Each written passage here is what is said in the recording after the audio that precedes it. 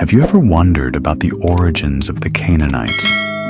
A people so deeply entwined with darkness that their very existence was marked by a cursed origin. A people who dwelled in the land, promised to Israel, yet practiced unspeakable rituals and worshipped gods so terrifying they demanded the unimaginable. Baal, Ashtaroth, and Molech, names that echo through history with dread and horror. These deities were not mere myths, but terrifying gods who demanded the most horrifying sacrifices, including innocent children offered on demonic altars. But what was it that drove a nation to such extremes? Why did God decree their utter destruction, sparing no mercy?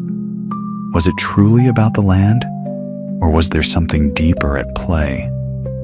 Today, we will uncover the chilling truth about the Canaanites and the religion they followed, a truth that still has echoes in the world today.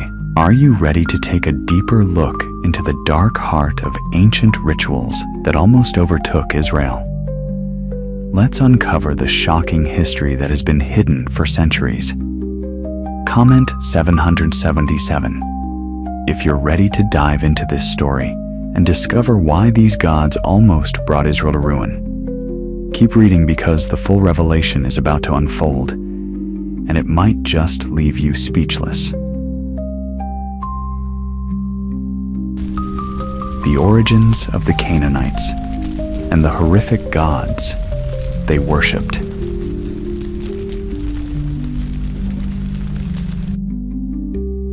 From the very first breaths of Genesis, it becomes clear that nothing recorded in the Bible is mere coincidence or idle storytelling. Every genealogy, those long lists of names we so often skim past, acts like a hidden network of spiritual roots, nourishing the grand unfolding saga of God's dealings with humanity. It's there, tucked away in Genesis 10:6, that we first encounter a name destined to echo ominously through the corridors of sacred history Canaan. The verse reads simply, "And the sons of Ham, Cush and Mizraim, and Put and Canaan," almost as if Canaan were just another branch on the vast family tree after the flood. Yet under the penetrating light of Scripture, this seemingly unremarkable mention transforms into a profound signpost, marking the rise of a people who would dramatically shape Israel's destiny politically, yes, but even more so in the hidden battles of the Spirit. What is most startling and perhaps even troubling is that the curse tied to the name of Canaan did not spring from anything he personally did. Instead, the shadows that gathered over his lineage were cast by the misstep of his father Ham. Picture the raw human scene in Genesis 9:22-25. Noah, the righteous man who had walked so closely with God that he was spared from the flood, now lay exposed in his tent, drunk and uncovered. Ham stumbled upon his father's nakedness, and though the text shrouds the incident in an unsettling ambiguity, it hints at a transgression weighty enough to ripple through generations. Then comes Noah's chilling declaration, "Cursed be Canaan, a servant of servants shall he be unto his brethren." Why was it Canaan, innocent by all appearances, who bore the burden of this curse, rather than Ham himself? Some scholars wonder if young Canaan already showed disturbing glimpses of the moral decay that would one day define his descendants. Pride that defies all restraint, a hunger for sensual pleasures, and a dangerous openness to idolatry. Could it be that God, who sees into the hearts of men and the destinies of nations before they unfold, was unveiling a prophetic glimpse of where this line would inevitably lead? Or was this curse a solemn banner raised in advance, warning of the corrupt paths the Canaanites would later choose? plunging headlong into practices so dark that God's own holiness would be stirred to action. Pause for a moment. Can you imagine being part of a family line where choices made long before you were born seemed to set the course of your future? What might it feel like to sense a shadow trailing your steps, whispering of destinies shaped by ancestors you never knew? And yet, woven into this sobering account is also a deeper thread about divine justice, one that would reappear centuries later when Israel stood poised to enter the promised land. It's as though God was sketching out from the earliest chapters a stark contrast between a people called to holiness and those who would plunge themselves into the depths of idolatry and unspeakable rites. Could it be that even today, we too are sometimes confronted by spiritual legacies we did not choose, but which invite us to break cycles and step into something far greater? This beginning isn't just a dull genealogical note tucked away in an ancient record. It's a living, pulsing theological foreshadowing, one that stretches its dark fingers through time to grip the very soul of Israel's unfolding destiny. The line of Canaan would one day blossom into nations infamous for a corruption so deep it seemed to breathe through every stone and shadow of their land. Think of it: entire societies built on the twisted pillars of temple prostitution, blood-soaked altars demanding the lives of children, and wild frenzies before gods with names like Baal, Ashtaroth, and Molech. These horrific rituals were not random outbursts of wickedness.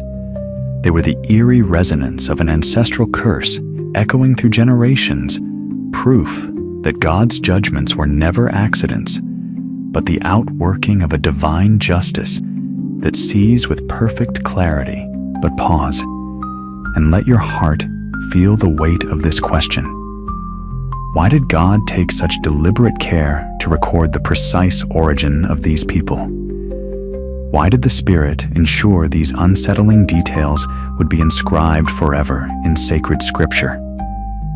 The answer pulses with urgency, because Israel's entire saga in the Promised Land makes no sense without grasping who the Canaanites truly were and why their destiny had already been traced by divine decree. Here is where the deep undercurrents of biblical theology start to tug us into the next, darker chapter. We're not simply dealing with a people cursed for something in their distant past. They would be cursed for what they would one day freely and fiercely choose to become. Return with me to one of the most haunting moments in the Bible, captured in Genesis 9:24-25. The text almost trembles under the weight of what it conveys. And Noah awoke from his wine, and knew what his younger son had done unto him. And he said, Cursed be Canaan, a servant of servants shall he be unto his brethren. At first glance, doesn't it seem wildly unfair? Ham was the one who trespassed, yet it is Canaan, his innocent grandson, who becomes the lightning rod for Noah's solemn curse. How many today would cry injustice if they were there to witness it?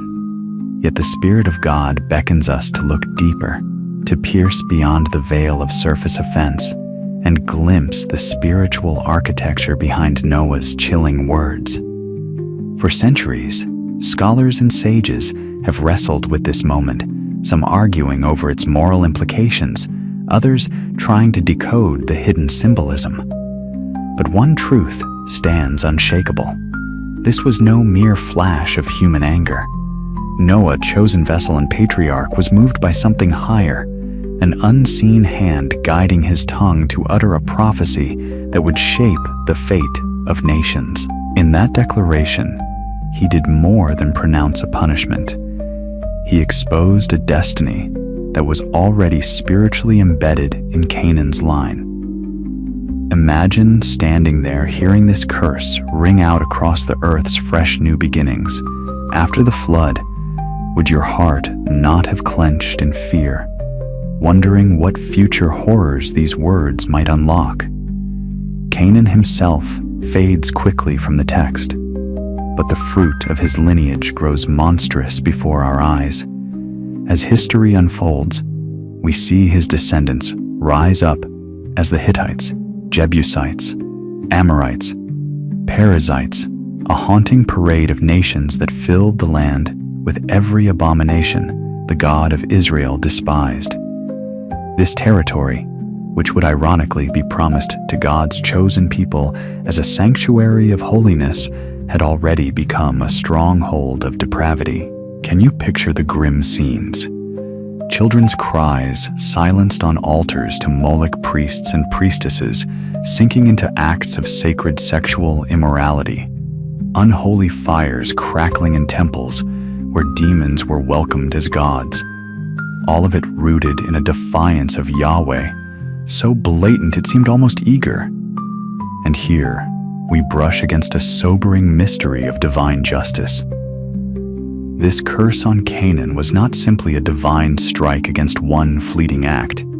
It was a revelation that God judges not only isolated deeds, but also the broader roads chosen by entire peoples. Some might recoil at this, but does not. The Lord who searches hearts and weighs spirits see the end from the beginning. He knew that from Canaan's seed would sprout a culture intoxicated with darkness, thrilled by idols, and defiantly opposed to his holiness. Is it possible that even today we carry unseen legacies, blessings or battles that began long before us? Could there be patterns in our families or societies that trace back to choices once made with reckless abandon?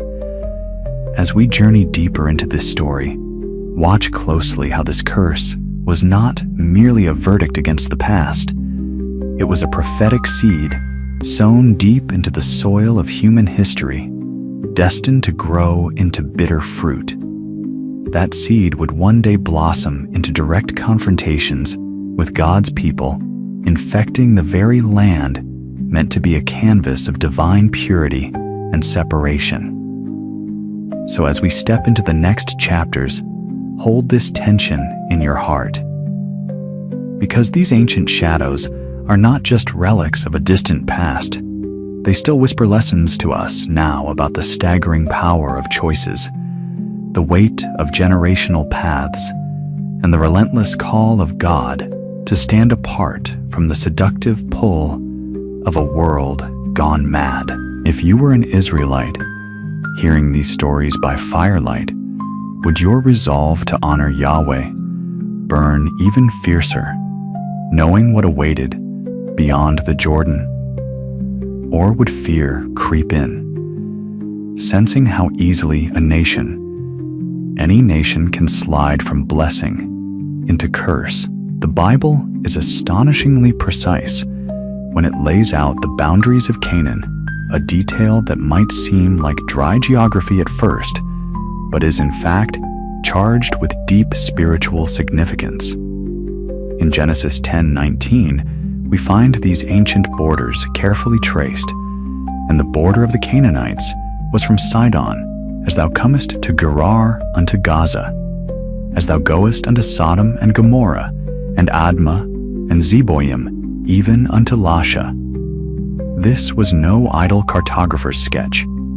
These lines on the map would soon become the very stage upon which one of history's fiercest struggles between light and darkness would play out, a clash pitting the seductive, bloody gods of Canaan against the holy, jealous God of Israel. Nestled strategically between Egypt's mighty empire and the grand civilizations of Mesopotamia, this land was like a crossroads of the ancient world. Caravans thick with spices, gold and exotic wares traveled its dusty roads. Ideas, languages, and customs mingled freely under its sun. But with that wealth and traffic also came a tidal wave of moral decay. Have you ever wondered why some places seem almost destined to become arenas of temptation and testing? Canaan was just such a place. Its fertile valleys promised lush harvests, while its fortified cities gleamed like jewels set in stone. Yet beneath that promise lurked spiritual dangers so potent they would threaten the very identity of God's chosen people. Look closer, and you'd find this land teeming with nations that bore the same shadowed lineage descendants of Canaan, who each added their own dark colors to the canvas of corruption. Hittites, Amorites, Canaanites, proper, Perizzites, Hivites, Jebusites, all names that would one day send chills down Israelite spines. Each tribe upheld spiritual practices so deeply opposed to God's ways that their cities became living altars to defiance. Imagine strolling through the bustling streets of a city like Jericho or Sidon, merchants hawking fine linens, children chasing each other between market stalls, priests chanting hypnotic invocations to Baal or Ashtaroth under towering temple columns. Could you feel how the very air seemed charged with a spiritual presence, yet one utterly foreign and hostile to the God who spoke to Abraham under the stars? These were not harmless local customs.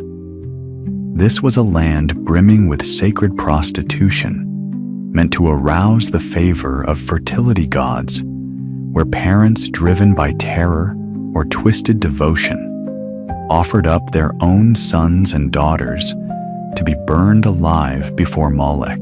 Can you fathom the screams echoing through the night, the drums trying to drown out the agony, as a priest's hands lifted yet another innocent child toward the flames? And all the while, these rituals stood as direct affronts to the covenant. God had already pledged to Abraham, "Unto thy seed will I give this land." Genesis 12:7. Was this why God was so meticulous in describing Canaan's expanse? Because every city, every high place, every grove was a spiritual battleground already occupied by forces intent on resisting his holiness. As the descendants of Canaan fanned out, they claimed ground from the shimmering Mediterranean all the way to the banks of the Jordan. Their influence seeped from the sun-baked Negev desert in the south to the lush northern hills of Phoenicia, Jericho's imposing walls, Hebron's ancient streets, Sidon's bustling harbors, and Gaza's fortified gates all became centers where pagan worship pulsed like a dark heart.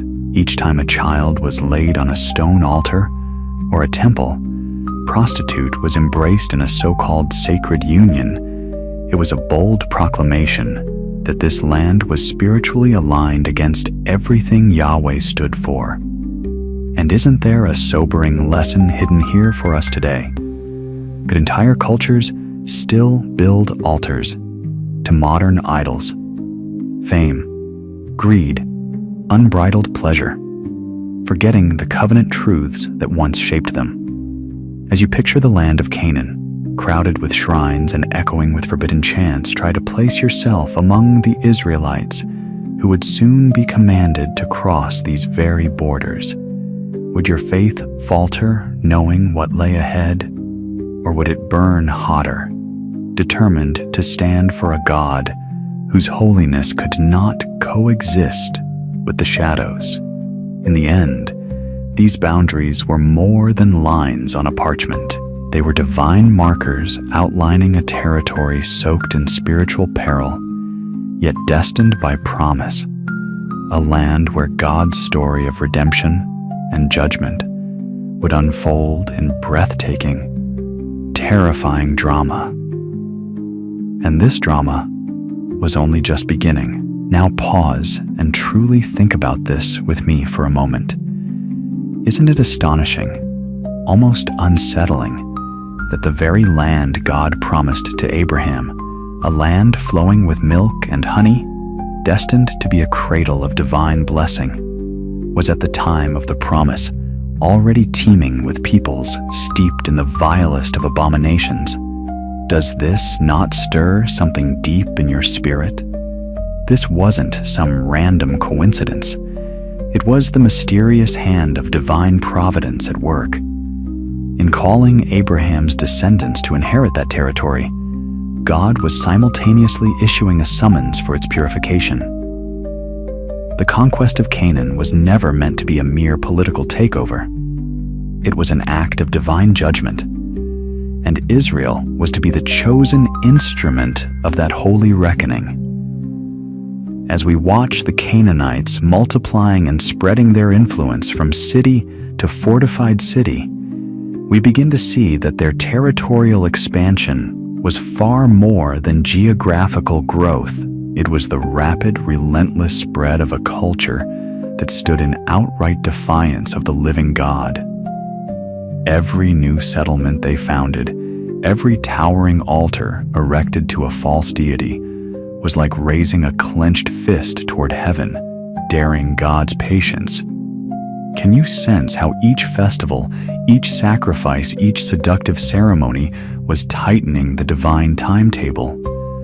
The more the Canaanites flourished outwardly, the nearer approached the hour when heaven's justice would finally collide with their corruption. The land was mapped, the nations entrenched, and the stage meticulously prepared for a cosmic showdown between Yahweh's holiness and the brazen idols of Canaan. When we delve into the heart of Canaanite society, it becomes shockingly clear that their entire way of life was fused like flesh to bone to their religious devotion. Nothing was neutral. Public gatherings, family customs, trade agreements, even sexual practices were drenched in the demands of their pantheon.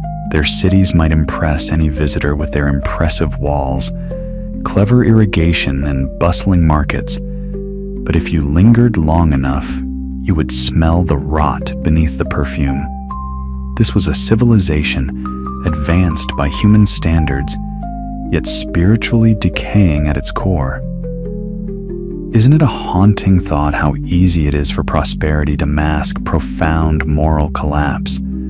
Promiscuity wasn't a private vice in Canaan. It was publicly sanctified as worship. Men and women flocked to the temples of Asherah and Ashtaroth, where ritual sex acts were performed openly, all in a desperate bid to secure the god's blessing over their crops and herds. Imagine living in a world where drunken revelries weren't merely tolerated, but praised as sacred duty.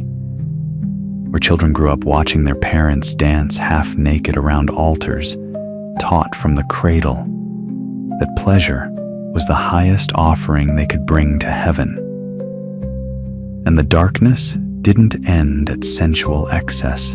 It tunneled its way even deeper into the very heart of the family.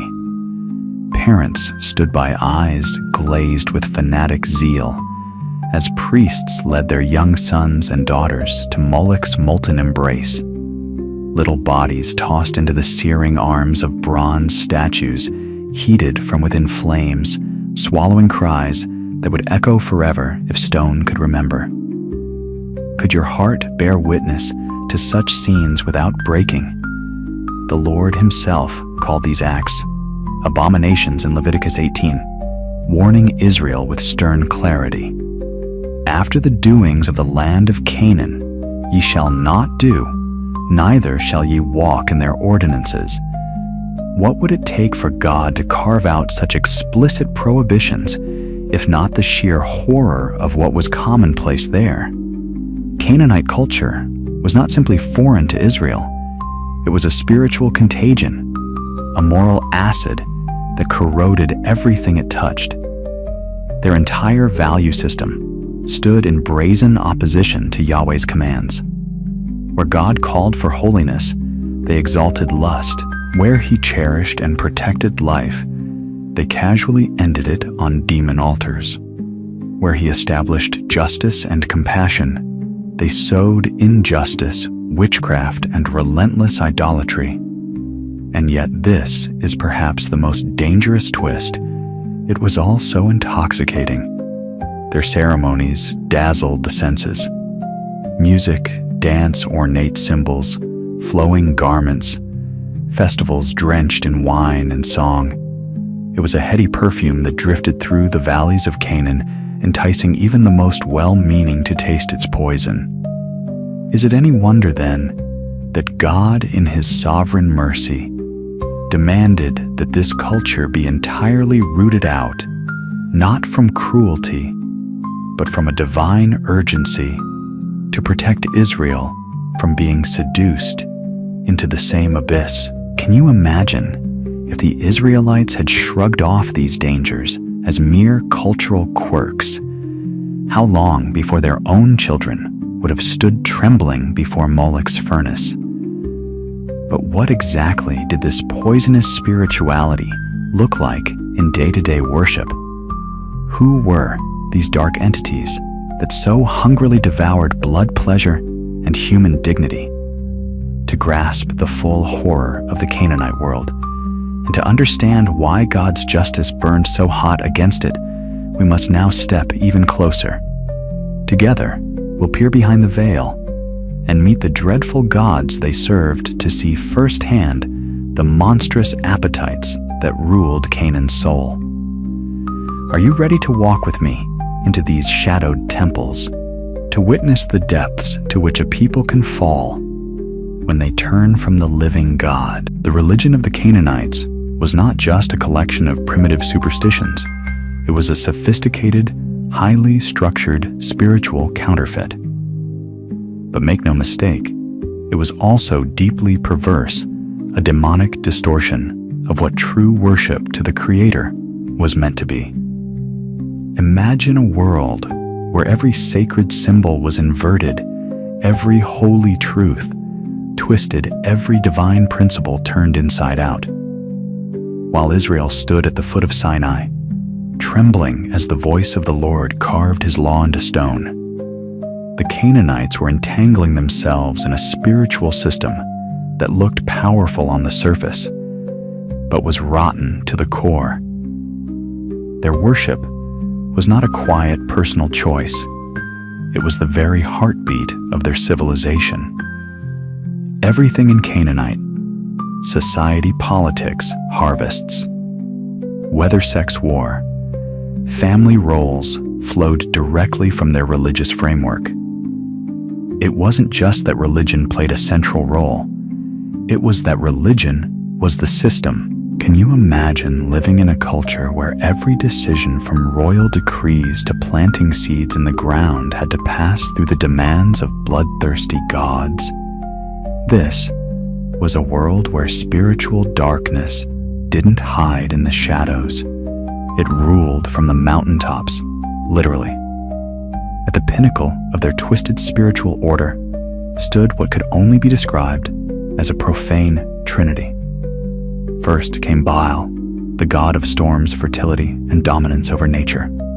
He was seen as the giver of rain and crops, but also as the one who demanded loyalty through violent ritual. Alongside him stood Ashtaroth, goddess of war, sensuality, and fertility, who seduced through beauty, but enslaved through lust. She was venerated in ways that blurred every line between sacred and sensual. Then there was Asherah, sometimes viewed as Baal's consort, or the feminine force tied to El, the so-called father of the gods. These weren't symbolic figures. They were believed to walk among the people in spirit, demanding daily devotion in the form of ritualized perversion. But perhaps the darkest figure of them all was Molech, the silent, burning god with outstretched bronze arms. He did not ask for praise or offerings of grain. He asked for children. Can you picture the terror in a child's eyes, the numb acceptance in the face of a parent, offering their own flesh and blood to flames, believing they were honoring the divine? This was not just idol worship. This was carnage presented as sanctity. Could you have stood in those temples without trembling? Could you have watched without weeping? These temples, built on high places, elevated hills, visible from afar, were not places of peace and prayer. Scripture refers to them repeatedly with dread and disdain. They were arenas of darkness where orgies masqueraded as worship, drunken feasts were rites of fertility, and even gladiator-style combat was considered sacred entertainment. The altars weren't clean. They were stained with blood, sometimes animal, but often human. And the idols, grotesque, sensual, and demonic in appearance, stood as silent witnesses to the depth of depravity that had taken root in the land. Many were designed with open arms, not to embrace, but to receive the burning bodies of living sacrifices. Does that image not sear into your conscience? This wasn't merely superstition. The Bible makes it clear that something more sinister was at play. In Deuteronomy 32:17, Moses unveils the terrifying truth.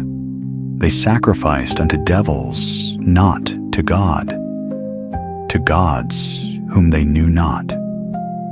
What appeared to be cultural ritual was in fact communion with demons. The Canaanite religion was a fully functioning system of demonic worship, one that took all the sacred things God had made good, the human body, sexual intimacy, family structure, acts of worship, and desecrated them beyond recognition.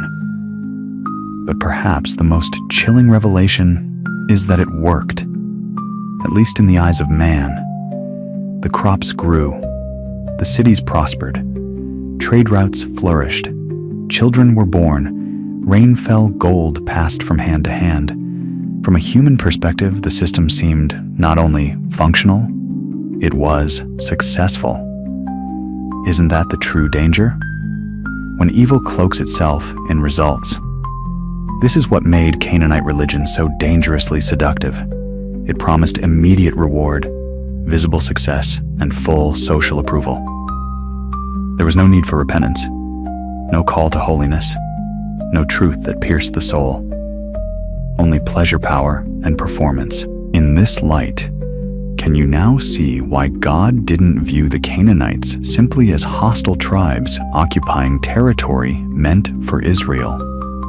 No, he saw them as something much more dangerous, a full-blown organized rebellion against his divine order, a system designed to challenge his holiness and enslave the very souls he longed to redeem.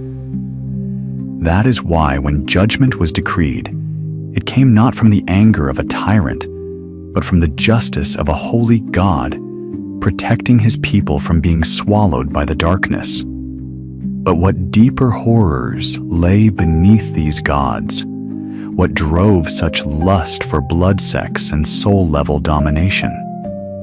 To truly understand the power behind the idols, we must go further into the spiritual engine that fueled them, and the demonic beings that ruled over Canaan with an invisible iron grip. Are you prepared to see the faces behind the altars, to uncover the true masters of Canaanite worship? The next step will take us into their temples and beyond. To truly grasp the chilling depths of this spiritual abyss, we must venture closer into the dark heart of the Canaanite faith itself. And at the center of this swirling darkness stands Baal. His name rolls through the pages of the Old Testament like ominous thunder, leaving traces of dread wherever it appears. Baal was not merely another idol statue gathering dust in a forgotten temple corner. He was the towering centerpiece of the Canaanite religious universe, the blazing sun around which all their idolatrous practices orbited. In fact, Baal stood as the single greatest spiritual rival to Yahweh, the God of Israel. The very meaning of his name in Hebrew, Lord or Master, reveals the frightening grip he held over the hearts of the Canaanite people. To them, Baal was no distant myth or poetic metaphor. He was the living force behind the rains, the one who cracked open the heavens and drenched the earth so that grain would sprout and vines would swell heavy with grapes. Baal was the spirit of war, the overseer of victory, the breath behind every bountiful harvest, and for many, the very keeper of life itself. Can you imagine dwelling in a land where your daily bread, your children's survival, and your nation's security were all believed to rest in the volatile favor of such a being? Visualize how they carved his image, young, strong, brimming with energy, often brandishing a lightning bolt, a sign that he ruled the skies. The Canaanites clung to this image, desperately convinced that when Baal chose to smile, the rivers would run full and the fields would burst green and lush. But when drought stalked the land, their hearts trembled. They believed Baal had descended into a seasonal death, and it was then that they orchestrated dark, frenzied rituals to awaken him. Isn't it striking how close this comes to truth, yet remains profoundly twisted? They longed for resurrection, but looked for it in a false god. And here is where the horror truly begins. The worship of Baal was a perverse tapestry, woven with ritualized lust, spiritual corruption, and rivers of innocent blood. To rouse Baal's favor, men and women flocked to temple courtyards where they lay with consecrated prostitutes. They acted out the union of Baal with Ashtaroth in lurid public ceremonies, believing that by mimicking this divine coupling, they could provoke Baal to replicate it in the heavens, pouring rain upon their parched lands. What God had designed to be the sacred, tender bond of marriage became nothing more than a grotesque stage act to manipulate the supernatural. Can you feel the weight of this blasphemy?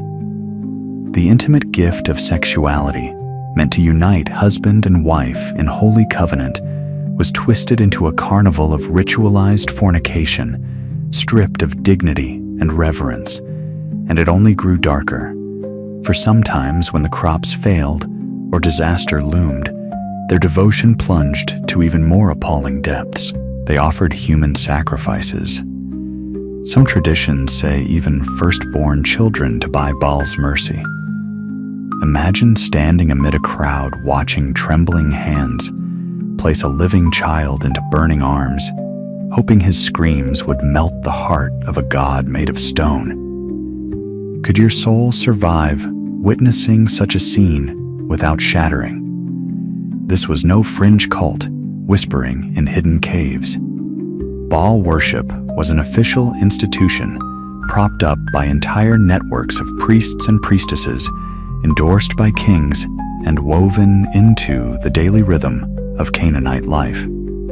Altars dedicated to Baal rose proudly alongside the idols of Asherah, visually proclaiming an unholy marriage between male and female demonic powers. These weren't just local oddities, they were societal pillars. And this intoxicating system of worship did not remain safely beyond Israel's borders. Its seductive pull seeped right into God's chosen nation. Think of Ahab, king of Israel, who built a towering temple for Baal in the very land Yahweh had sanctified for himself. Picture the prophet Elijah on Mount Carmel, standing alone against hundreds of Baal's prophets in that breathtaking spiritual showdown, recorded in 1 Kings 18. The fire that fell from heaven that day wasn't just about consuming a sacrifice. It was a direct confrontation between the living God and the dark power Baal represented. Yet, even after such displays of divine might, how often did Israel hesitate, torn between the one who brought them out of Egypt and the alluring promises of Baal's altars? For Baal was more than a carved figure. He was the embodiment of a complete spiritual system, a worldview promising instant blessings, sensual pleasures, and broad societal acceptance, all at the horrifying price of one's very soul. Does it strike you that some temptations haven't changed much, even now? And if Baal reigned as the chief deity, who then stood by his side whispering further seductions into the hearts of worshippers, the answer draws us deeper still into this midnight world of Canaanite idolatry. It was Ashtaroth, the goddess of sex war and irresistible allure, whose story we will uncover next as we continue to explore the dreadful depths of a religion that dared to challenge the holiness of God Himself. Are you prepared to see just how far humanity can fall when it chases false gods? If Baal ruled over fertility and storms, Ashtaroth, also known in neighboring lands as Astarte or Ishtar, stood as his consort revered across Canaan as the formidable mother goddess. But be careful not to let that title fool you. She was no gentle guardian of life, no divine nurturer, radiating warmth and compassion.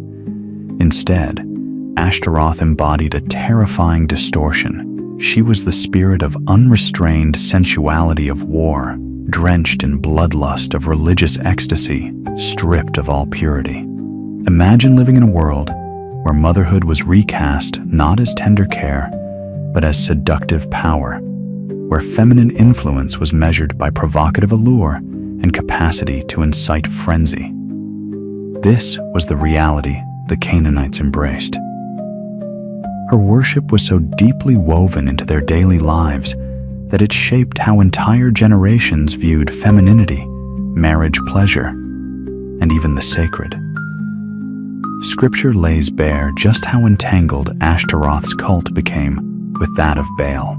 Judges 2:13 pierces like a lament, and they forsook the Lord and served Baal and Ashtaroth. Side by side, they stood a blasphemous pair that together mirrored a kind of perverse divine marriage, locking the people into cycles of lust, false hope, and spiritual slavery. Can you sense how this unholy union cast a long, dark shadow across the land, promised to a holy nation? Visual depictions of Ashtaroth left no doubt about her nature. Sculptors carved her with exaggerated feminine features, ample, brazen, enticing her form, captured in postures that invited rather than concealed. Each curve and flourish was designed to celebrate sensual power, to proclaim that pleasure, without restraint, was the highest devotion. Around her altars, poles known as Asherim rose skyward symbols that at first glance might seem innocent, even picturesque, like groves waving in the breeze. But beneath these so-called sacred groves unfolded scenes of shocking abandon. Temple prostitution wasn't a dark rumor whispered by enemies. It was openly practiced, institutionalized as an act of worship. Can you picture entire families passing by children catching glimpses of rituals that twisted the most private gift God gave humanity into a public spectacle performed under the approving gaze of Ashtaroth's priests?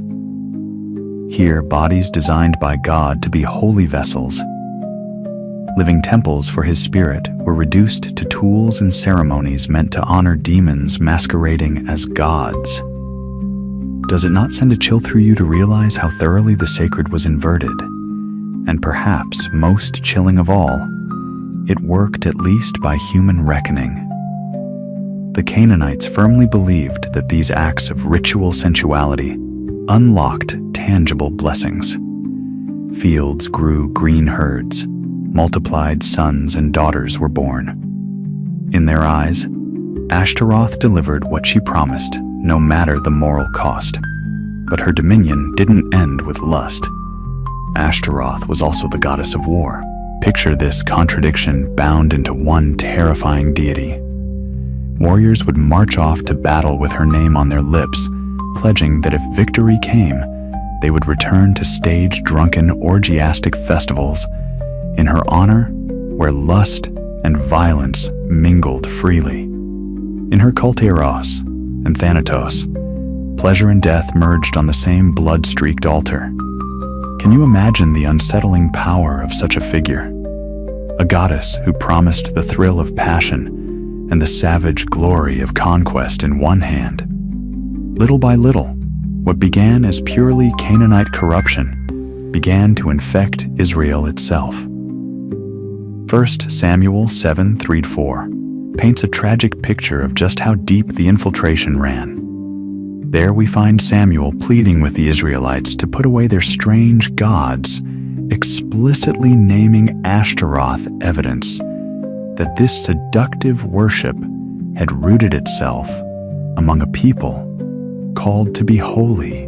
Does it not strike you as tragic that those chosen to carry the very name of Yahweh were found bowing before poles and groves dedicated to a goddess who embodied everything he despised? And isn't it sobering to think how seamlessly the Canaanites blended spirituality with perversion, offering a religion that titillated the senses, required no moral boundaries, and appeared to reward its devotees with prosperity and victory?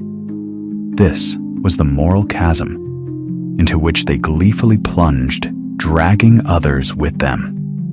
Ashtaroth stood as a living testament to how far humanity could fall when it chose indulgence over integrity, passion over purity.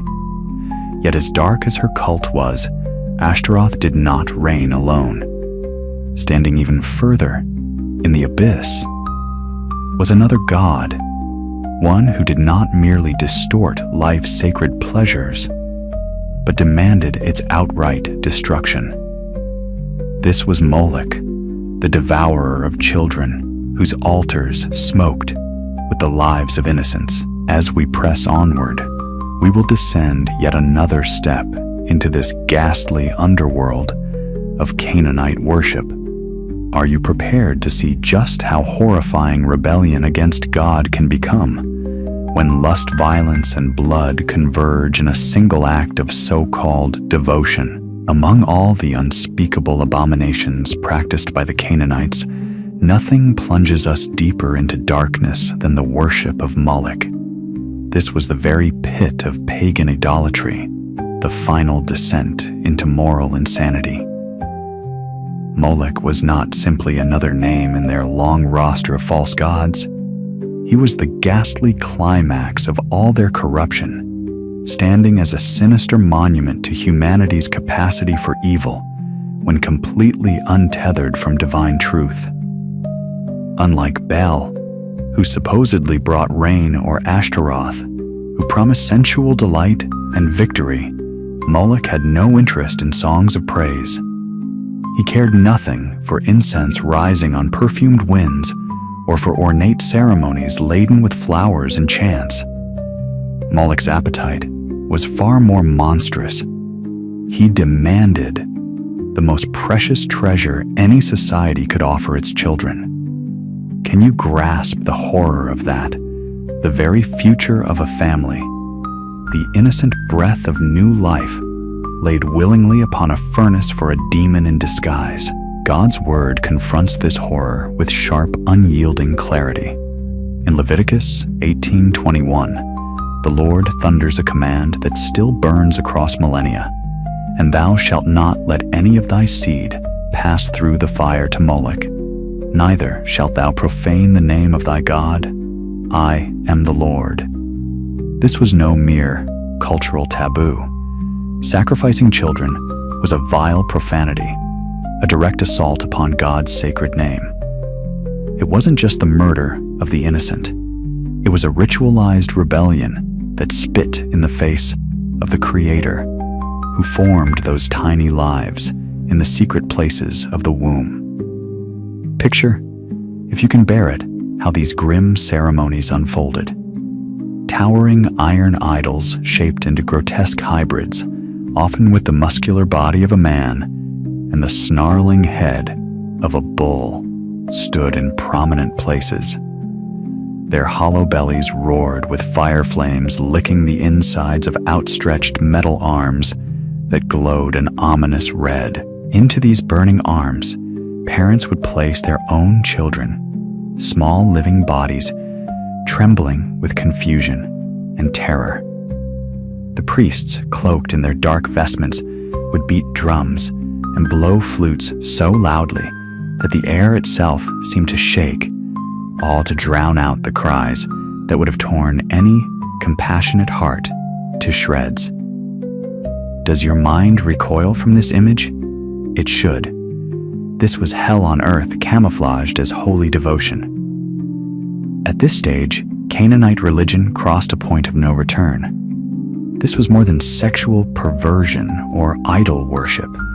It was an utter capitulation to demonic dominion. Child sacrifice wasn't some hidden vice whispered about in scandal. It was a sanctioned, celebrated event woven into the very fabric of Canaanite society. Communities gathered, watched, and nodded in solemn approval as the innocent were consumed, believing these deaths secured victories in war, overflowing granaries, and favor from their monstrous god. Tragically, this depravity did not stop at the borders of Canaan. It seeped like poison into the hearts of Israel, God's own chosen people. In 2 Kings 23:10, we find a chilling testament to how deep this influence reached. There we read how righteous King Josiah defiled Topheth in the valley of the son of Hinnom explicitly, so that no man might make his son or his daughter to pass through the fire to Molech. Can you feel the grief in those words? Israel, the nation set apart to shine with God's holiness, had sunk so low that they mimicked the very horrors Yahweh had called them to drive out. And is it not frightening to consider how a society could ever reach such depths? Molech stands as more than just an artifact of ancient idolatry. He embodies the inevitable end when a people abandons all reverence for God's holiness, when sin stops being hidden and becomes a culture, when the worship of demons is dressed up as tradition and unspeakable crimes are solemnly passed off as sacred duty. Molech is the final face of spiritual deception, the moment when humanity's conscience is so seared that what is most vile becomes not only accepted, but zealously defended. Pause for a breath. Can you imagine living among neighbors who viewed such atrocities, not with horror, but with reverence, who believed the louder the drums, the more certain the blessings? This is the moral abyss into which the Canaanites plunged, dragging countless others behind them. And so, as we stand on the edge of this pit and peer into the flames that once devoured the helpless, we begin to understand why God's judgment fell so heavily upon these nations. It was not a random act of cruelty. It was the necessary severing of a cancer that threatened to consume everything good, pure, and true.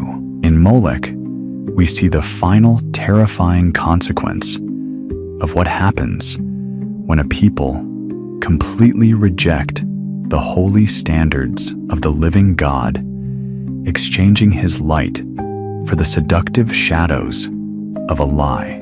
But as horrifying as the worship of Molech was in itself, what makes this all the more chilling is that it wasn't an isolated horror. Molech was merely one dark pillar in an entire towering system, a vast spiritual empire that the Canaanites had meticulously built. This was no chaotic patchwork of random superstitions.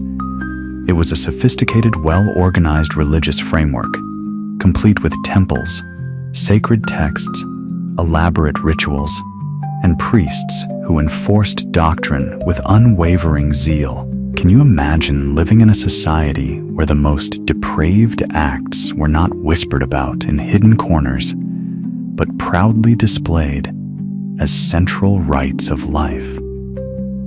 This leads us to a piercing question that stands at the very heart of God's dealings with Canaan. What did the Lord see in these practices that was so spiritually poisonous, so vile, that he commanded with such crystal clarity the complete destruction of these nations? Why was there no room for compromise, no possibility of peaceful coexistence? The answer unfolds as we peer closer into the heart of Canaanite religion. In Leviticus 18, God opens a solemn ledger and lists one by one the atrocities that had stained this land: incest, woven into family lines, bestiality, accepted as part of worship temple prostitution, institutionalized as spiritual duty children, laid alive upon smoldering altars. And then he speaks words that cut to the core of divine justice. In verse 27, he declares, "For all these abominations have the men of the land done which were before you, and the land is defiled." Notice carefully, it wasn't only the people who were corrupted. The very soil beneath their feet was spiritually tainted, saturated by the works of darkness that had taken place upon it. Isn't it staggering to consider that sin can run so deep it seems to seep into the stones and fields themselves? Canaanite religion was a complete ecosystem of degradation. Their rituals formed a nightmarish blend of drunken revelry, public orgies, self-inflicted wounds, occult enchantments, and even episodes of spirit possession. The priests and priestesses didn't just lead chants, they became living conduits, mediums, overtaken by demonic forces, guiding their followers through ecstatic trances, orchestrating ceremonies that often spiraled into outright madness.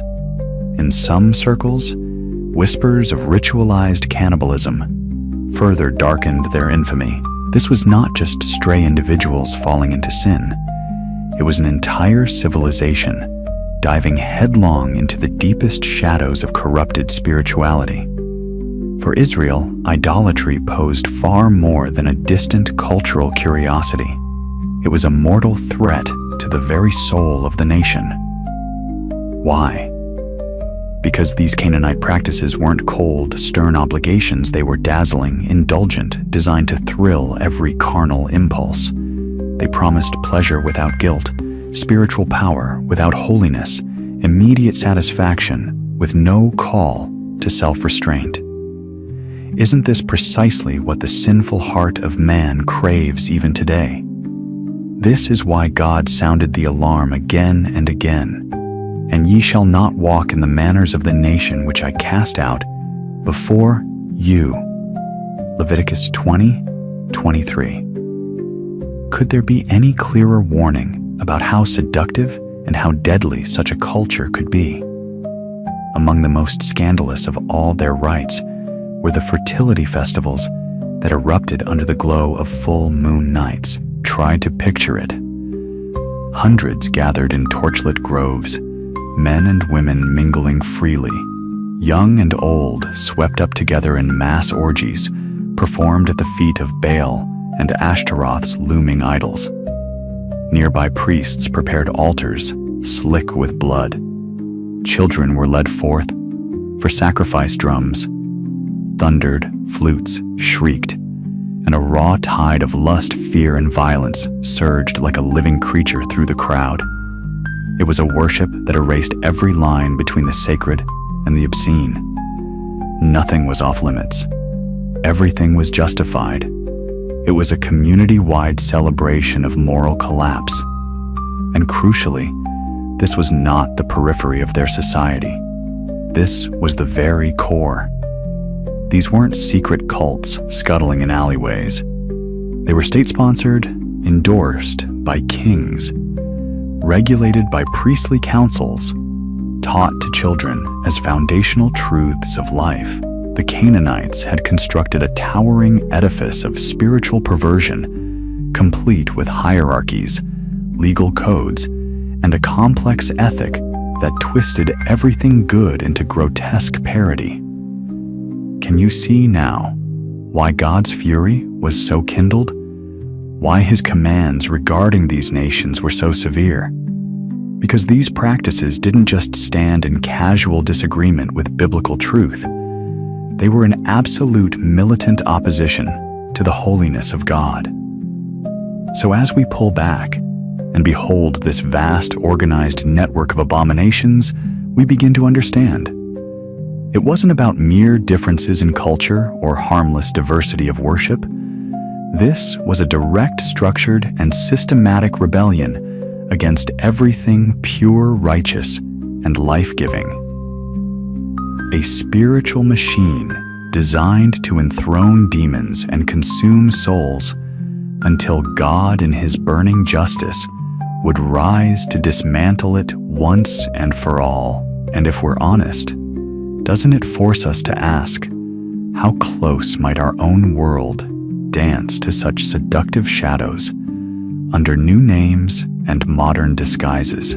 But faced with such staggering depths of iniquity, what did the Almighty do? Did he turn away unmoved as children burned on altars, as entire cities danced in orgiastic rites beneath demon idols? No, our God did not stand silent or indifferent. His response was as clear as it was terrifying, echoing across the centuries through the pages of Scripture. In Deuteronomy 20:17-18, the divine command rings out, "But thou shalt utterly destroy them, that they teach you not to do after all their abominations, which they have done unto their gods. So should ye sin against the Lord your God." This was no casual decree, no arbitrary stroke of cosmic cruelty.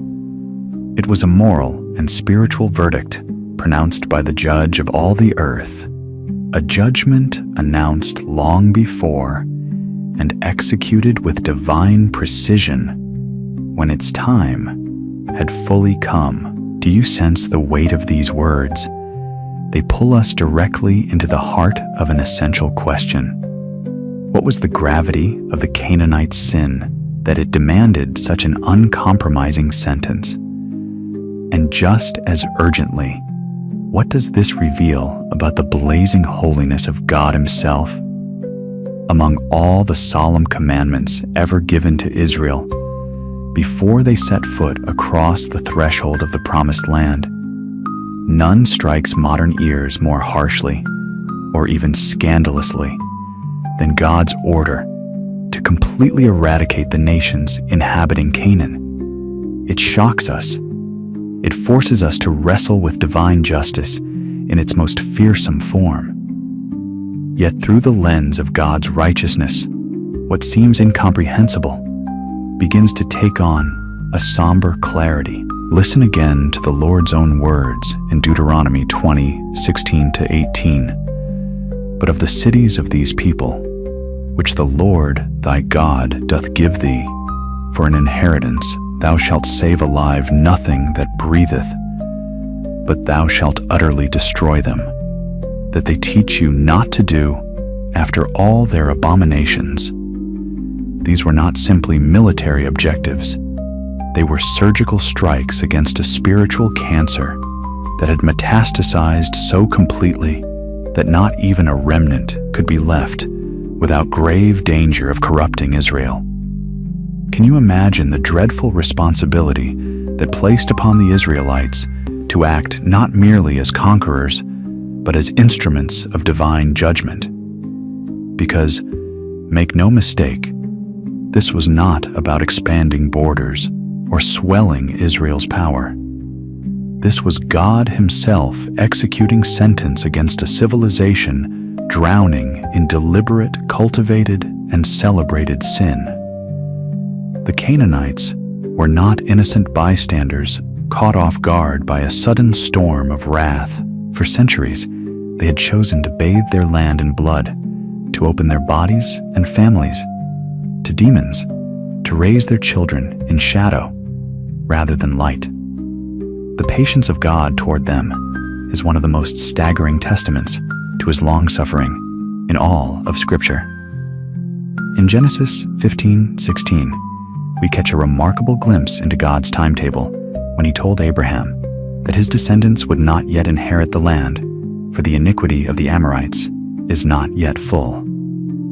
4 long generations would pass, 4 centuries in which the Canaanites continued to build altars of fire for infants, to dance in sacred groves, to the beat of drunken drums, to plunge deeper into covenants with spirits that warred against the Most High.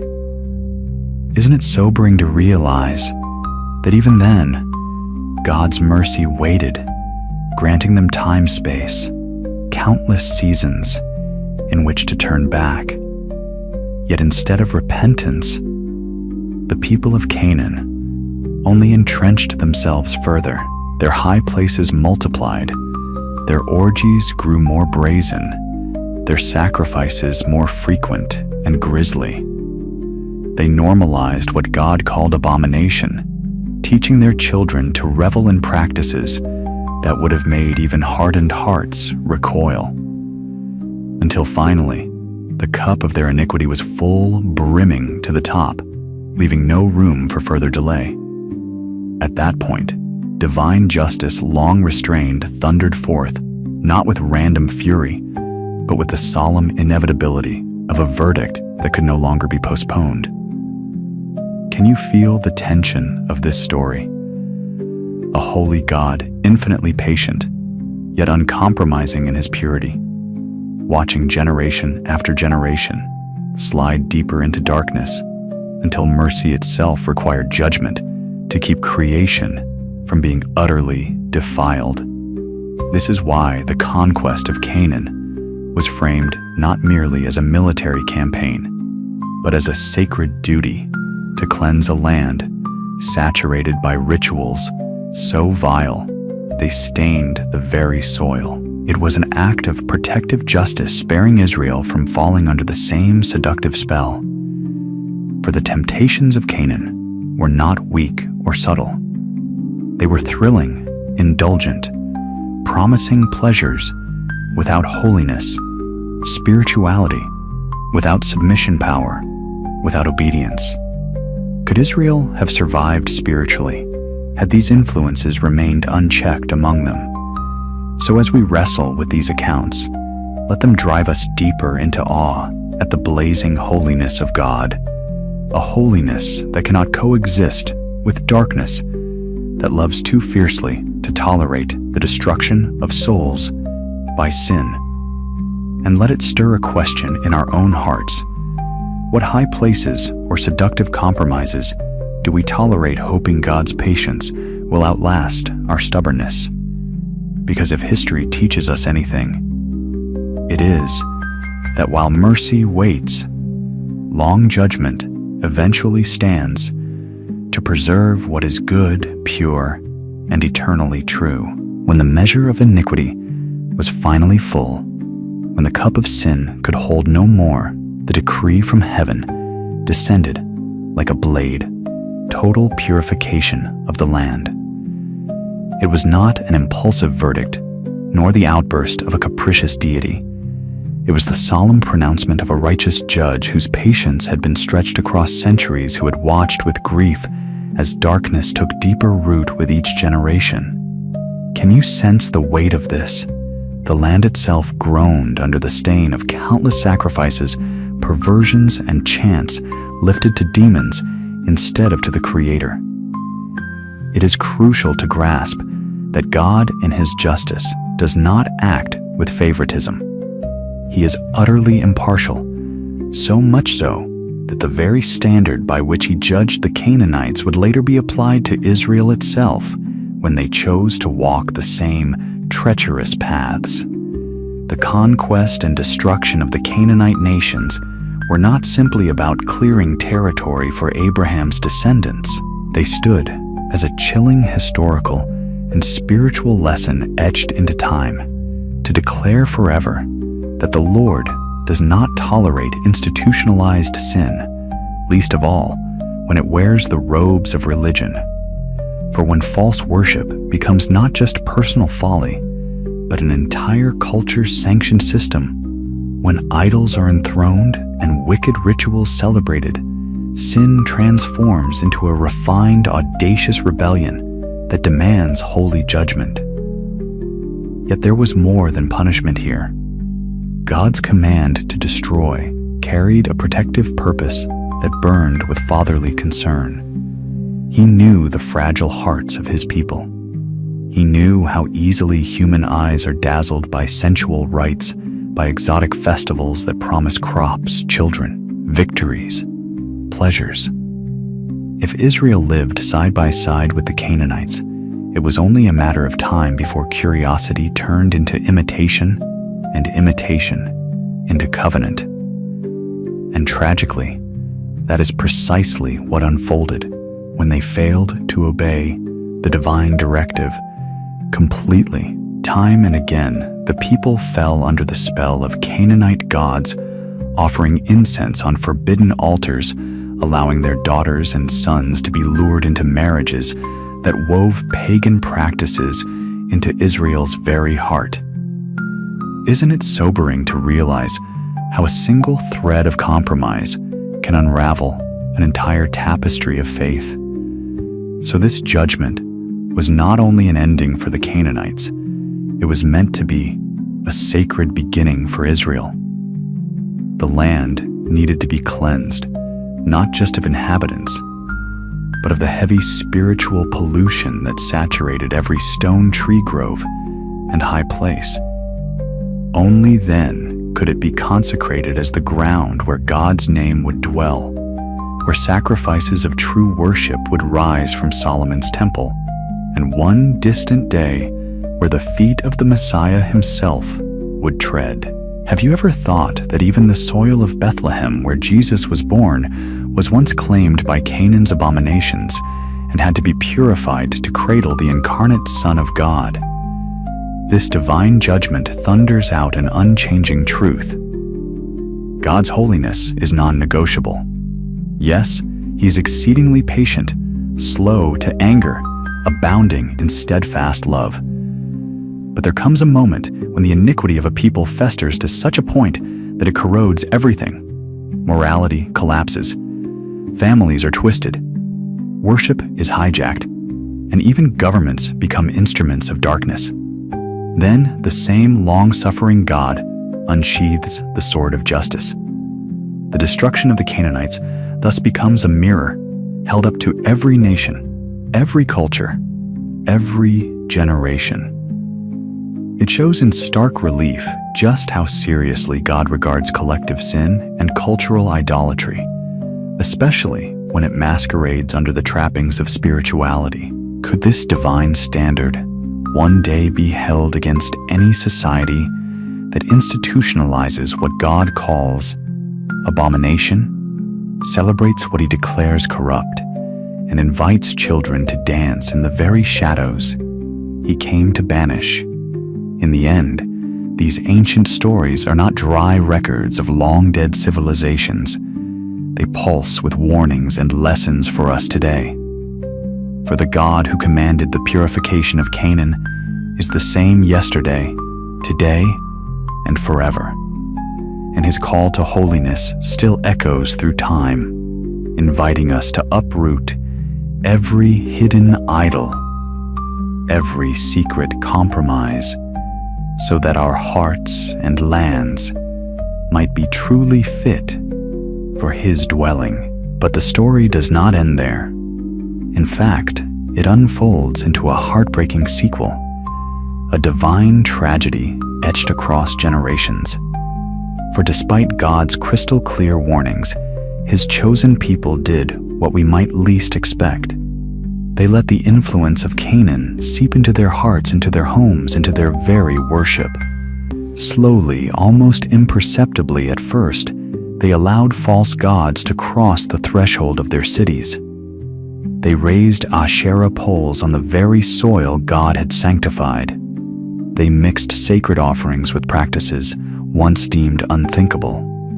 The worship of the living God became diluted, compromised, and eventually contaminated by the very idolatry they were commanded to uproot. And what became of Israel for tolerating what should have been destroyed? The terrifying precision of God's earlier warnings came to life before their eyes. They became living examples of divine words spoken long before they faltered. In Judges 2:2-3, God's rebuke rings with sorrow and sternness, and ye shall make no league with the inhabitants of this land.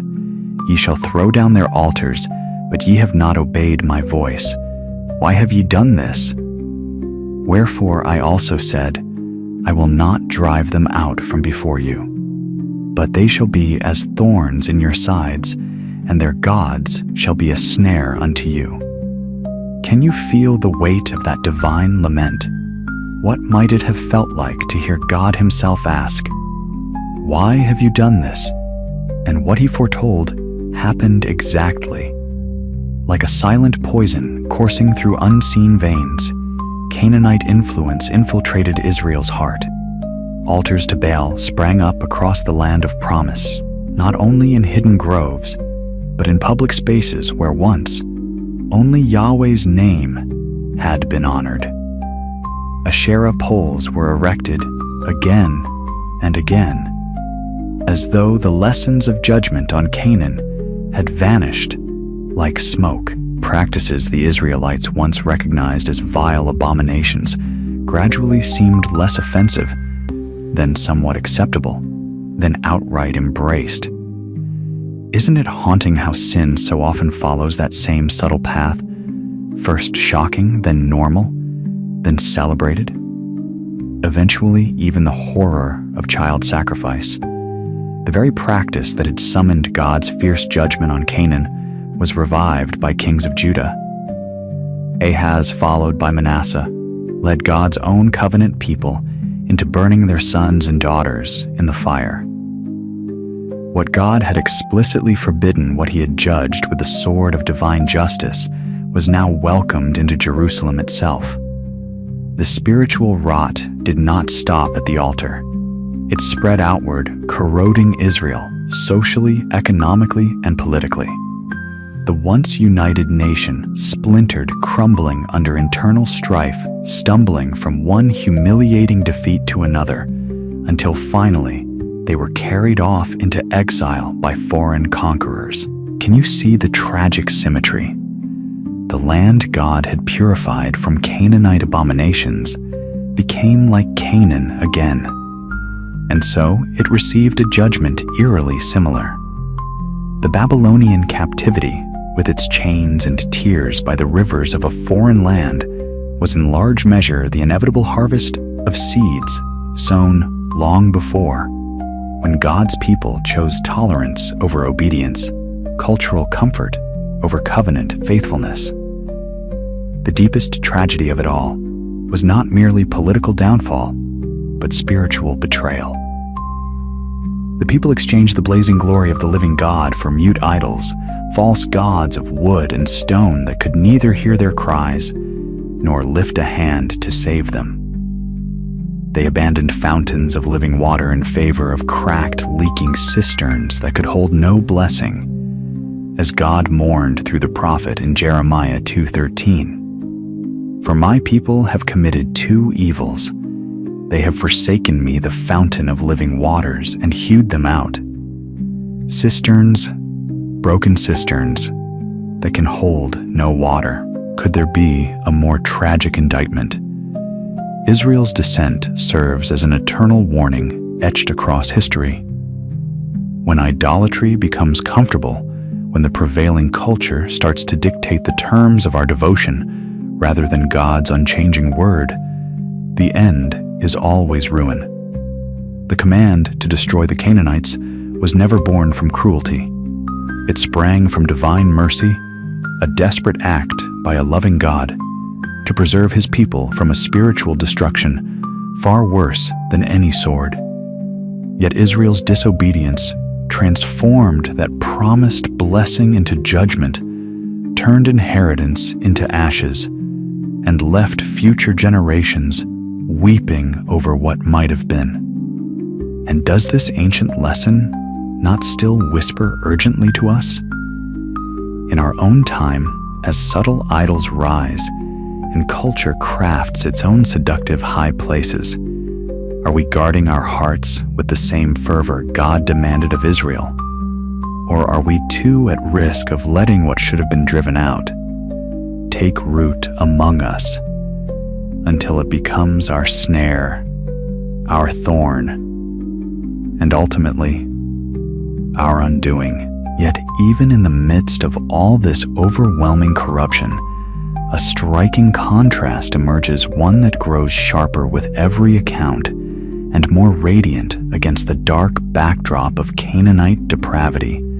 The God of Israel, wholly just patient and unwaveringly faithful, stands in stark opposition to the fickle, cruel, powerless deities of Canaan. When we truly set them side by side, we see that we are not merely comparing different cultural beliefs or ritual systems. We are beholding a collision of two diametrically opposed spiritual kingdoms. Consider the very nature of the God revealed to Israel. He is unblemished in purity, perfect in righteousness, steadfast and unchanging, a fountain brimming over with mercy and truth. His heart burns with compassion, yet stands immovable in justice. How different from the mocking pantheon of Canaan, Baal, Ashtaroth. Molech, mere masks for demonic spirits, each one a sinister embodiment of deception, lust, violence, manipulation, and the grossest perversions of what God intended humanity to be. Look closer at how they rule over hearts. The true God created human beings in his own sacred image, crowning them with dignity, calling them to live in justice to reflect his character in the world. The Canaanite gods twisted this design beyond recognition, reducing people to mere instruments of carnal pleasure, fleeting thrills, and primal instinct. Where God says, "Be holy, for I am holy," Baal roars, "Come and indulge without restraint." Where God calls for sincere repentance to restore shattered souls, Molech demands innocent blood poured out on searing bronze. The Lord treasures and protects the family, raising it as a fortress of love and nurture. Ashtaroth desecrates it, draping it in sensuality and parading it through ritual debauchery. In every facet, there is a direct, violent confrontation between the Creator, who breathes life, and the demons masquerading as gods who feed on corruption and death. Notice also how God's revelation came to Israel, not shrouded in chaotic impulses or savage rituals, but wrapped in clear moral commandments, ethical laws, and a divine summons to embody both justice and mercy. In Deuteronomy 6:4-5, we hear a cry that still echoes across history. Hear, O Israel, the Lord our God is one Lord, and thou shalt love the Lord thy God with all thine heart, and with all thy soul, and with all thy might. This was more than an instruction. It was a covenant of exclusive devotion, a sacred call to fidelity that left no room for divided loyalties. Imagine what it meant to hear those words for the first time at the foot of Sinai, knowing the God who thundered them was the same who split seas and crushed Egypt's might. Meanwhile, the Canaanites staggered through life, serving a multitude of gods, bowing to every fresh passion that rose within them, worshiping according to impulses that left no boundary untouched. Their religion was a playground of promiscuity and perversion, draped in elaborate rituals that masked hollow spiritual emptiness. And what did they worship? Handcrafted statues carved from wood, hammered from metal, chiseled from cold stone. Objects that could neither breathe nor speak, could not see distress, nor hear desperate cries. Lifeless, powerless, utterly devoid of spirit. Contrast this to the God of Israel, alive, moving, burning with presence. He did not sit silent on a pedestal. He spoke from fire and whirlwind. He guided his people by a pillar of cloud by day and fire by night, He shattered the pride of Pharaoh's split rocks to pour forth water-dropped manna from the skies, and delivered Israel time and again with an outstretched arm. Where the idols only took demanding sacrifice after sacrifice, yet offering nothing in return, the Lord promised and unfailingly fulfilled. Isn't it breathtaking to consider that while idols demanded bodies, God gave bread? While Molech devoured children, Yahweh preserved them, marking doorposts with lamb's blood to shield them from death. This is why idolatry among Israel was not simply about swapping one set of religious customs for another. It was a catastrophic spiritual betrayal. It meant turning away from the fountain of living waters to dig cracked cisterns that could hold no life, as Jeremiah 2:13 laments. For my people have committed two evils. They have forsaken me, the fountain of living waters, and hewed them out. Cisterns, broken cisterns that can hold no water. It was abandoning the one true God who redeems, restores, and reigns to chase after mute, deceptive spirits dressed up as divine. The entire biblical narrative is thus far more than a chronicle of battles and shifting territories. It is a cosmic drama, a theological conflict that pits the God who saves against the gods who corrupt. It is a relentless unveiling of two kingdoms, one of light, life, and truth, the other of darkness, death, and seductive lies. And though the names have changed, the core confrontation remains just as fierce today. Modern altars may not drip with literal blood or echo with temple flutes drowning children's screams, but the seductions of power, pleasure, and false spirituality still lure countless hearts away from the living God. So, the question that rang out over ancient Canaan still pierces through time to reach us. Whom will you serve? Will it be the God who shapes eternity, who carves your name on his hands, who poured out his own blood so that yours might be spared? Or will it be the myriad idols of culture, pleasure, self-promising much but delivering nothing, demanding, all yet giving only chains? In the end, this choice defines everything, then and now. It shapes destinies, builds or breaks nations, and decides the fate of souls. What will your answer be? So, as we stand back and take in the sweeping tragedy and triumph woven through the story of the Canaanites and Israel, what remains is far more than an ancient record of forgotten peoples and crumbled altars. It is a living mirror, reflecting both the dangers that lurk when we compromise with darkness and the unmatched beauty of a God who calls us to holiness, not to deprive us, but to protect us, to set us apart for something higher and eternally meaningful. At the core of all this history lies a sobering truth. What consumed Canaan was not just idolatry in ritual, but idolatry in the heart, a giving over to instincts, passions, cultural pressures, until the sacred was utterly profaned. And what broke Israel was not the might of foreign armies, but the slow erosion that came when they let the culture around them dictate the shape of their devotion. What God intended to be, a people who would shine as a beacon of His holiness, became tarnished by the very shadows they were meant to dispel. Isn't this same tension alive today? We live in a world that constantly lifts up new altars, celebrating self above sacrifice, pleasure above purity, power above compassion, feelings above truth. The names have changed, but the principles have not. Baal still whispers through our pursuit of instant gratification. Ashtaroth still beckons through the glamorization of sensuality and the tearing down of family boundaries. Molech still demands innocent blood though now cloaked in more modern justifications. And the call of God remains the same, to come out from among them and be separate, to love Him with all our heart, soul, and might.